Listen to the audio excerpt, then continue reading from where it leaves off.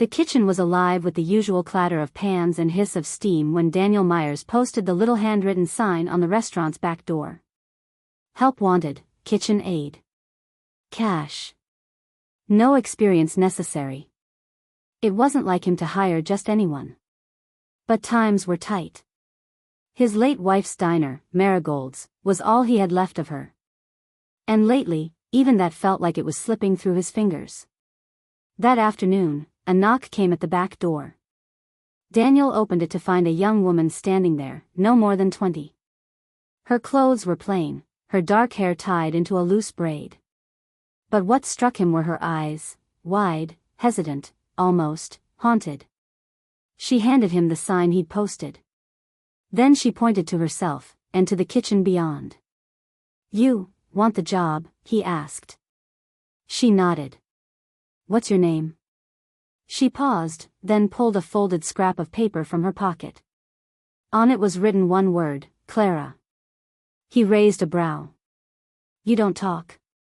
She shook her head. Something about her silence tugged at him. He almost said no, because in a busy diner, silence is more a curse than a blessing. But something else, something unnameable, made him step aside. "All right, Clara. Welcome to Marigold's." Clara was a quiet storm in the kitchen.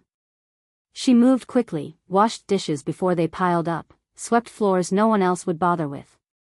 Daniel couldn't deny her hands were steady, her presence almost calming. But she never spoke. Not even when the cook barked at her for stacking the plates wrong. Not even when a waiter spilled hot soup down her arm by mistake. At night, after the dinner rush, he'd sometimes catch her sitting at one of the empty booths, staring out at the neon glow of the parking lot. As though waiting for someone who never came. One night, a week before Christmas, the snow outside fell thick and heavy. The diner was almost empty. Daniel stood at the register, counting bills, when Clara's quiet voice startled him. "You left me." He spun around, stunned. She was standing by the kitchen door, her braid loose now, her hands trembling slightly.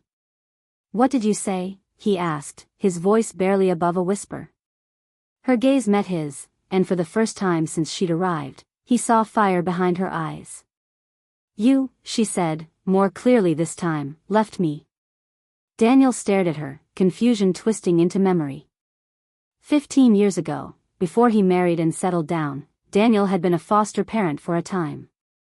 His wife had always wanted children, but they'd never been able to have their own. One girl had stayed with them longer than any other, a quiet, shy little thing with a dark braid and wide eyes. Her name had been Clara. They'd loved her like their own, but one day, after a heated argument over whether they could afford to adopt her, Daniel had packed her bags and driven her back to the foster agency. It was the hardest thing he'd ever done. But he'd done it anyway. And here she was. He walked slowly toward her now, his heart hammering.